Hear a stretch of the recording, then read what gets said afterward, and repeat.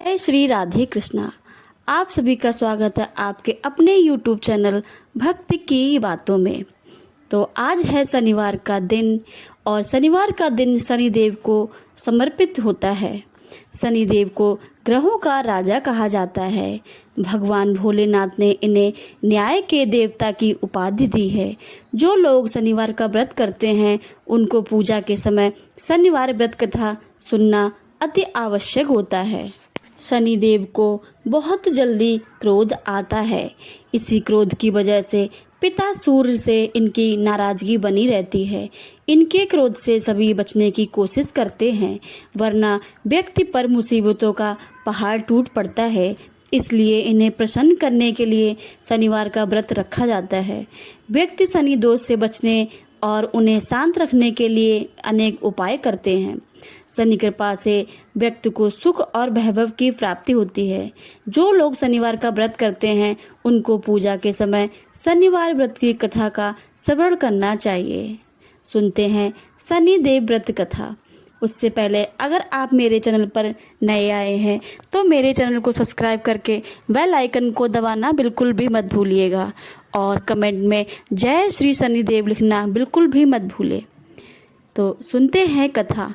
एक बार सभी 9 ग्रहों सूर्य, चंद्र, मंगल, बुध, बृहस्पति, शुक्र, शनि, राहु और केतु में बहस हो गई। कौन सबसे बड़ा है?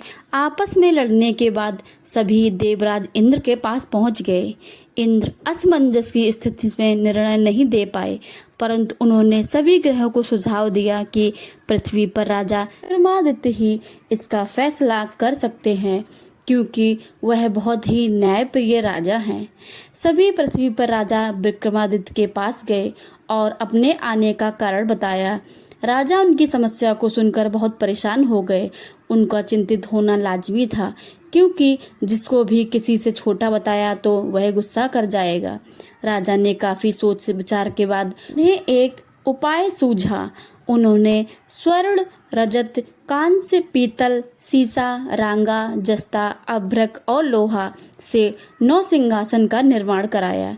उन्हें उपयुक्त क्रम में रख दिया गया। सबसे निवेदन किया गया कि क्रमानुसार सिंहासन पर आसन ग्रहण करें।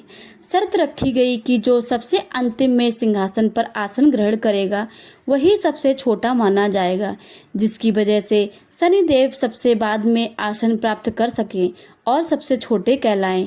क्रोध के आवेश में आकर शनिदेव ने सोचा कि राजा ने यह जानबूझकर किया है।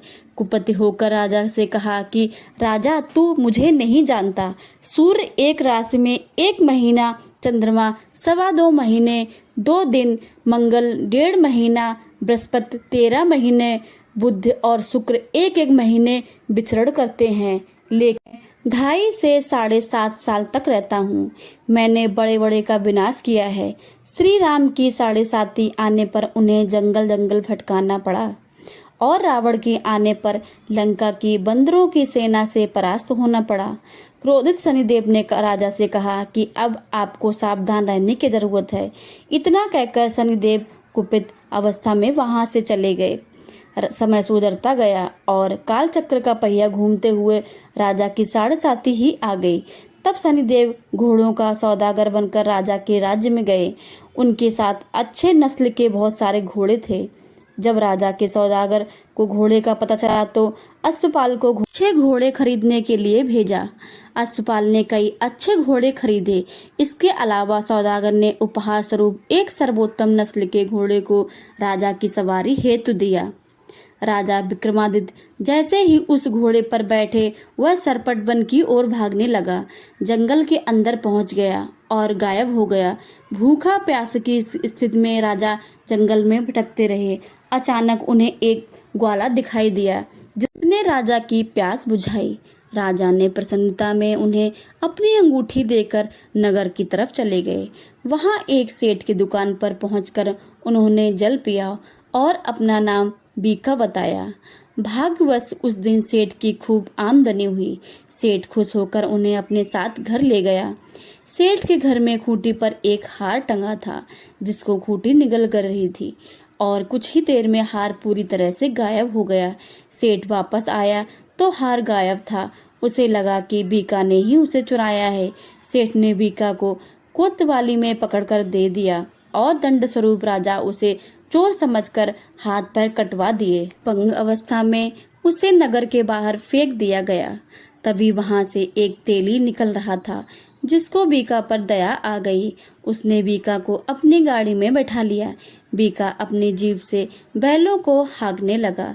कुछ समय पश्चात राजा की शनि दशा समाप्त हो गई। वर्षा काल आने पर बीका मल्हार गाने लगा। एक नगर की राजकुमारी मन भावनी ने मल्हार सुनकर मन ही मन प्रण लिया कि जो भी इस राग को गा रहा है वो उसी से विवाह करेगी।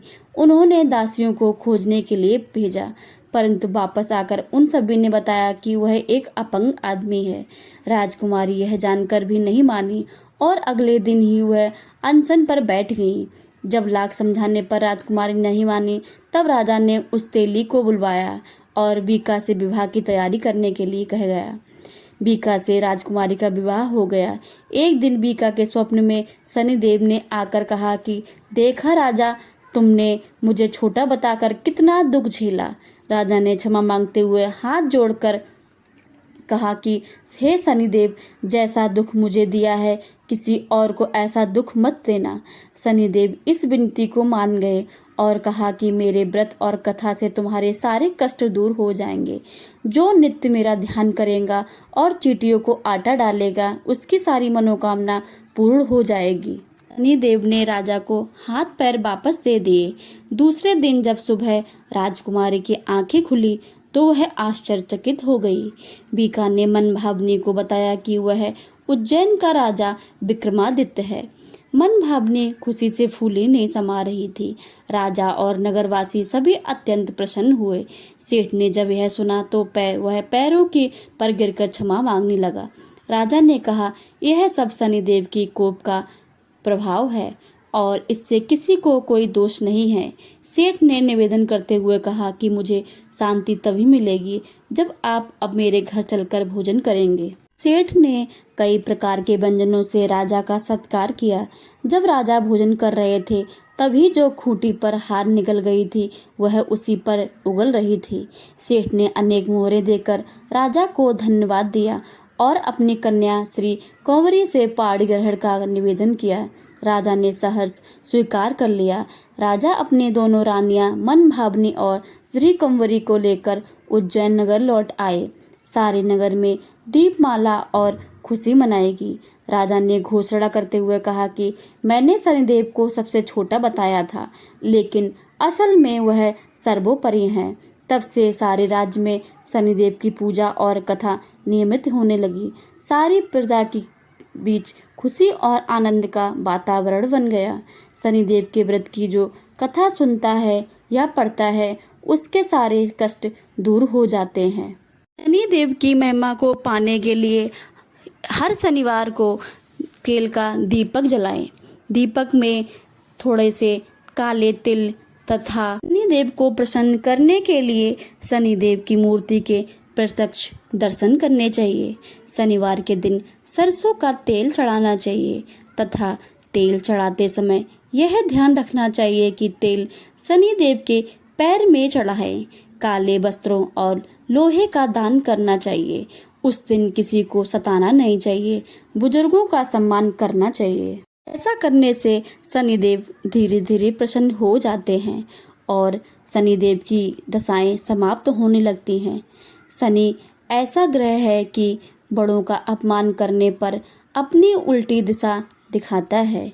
तो बोलिए शनिदेव महाराज की जय। राधे राधे राधे राधे।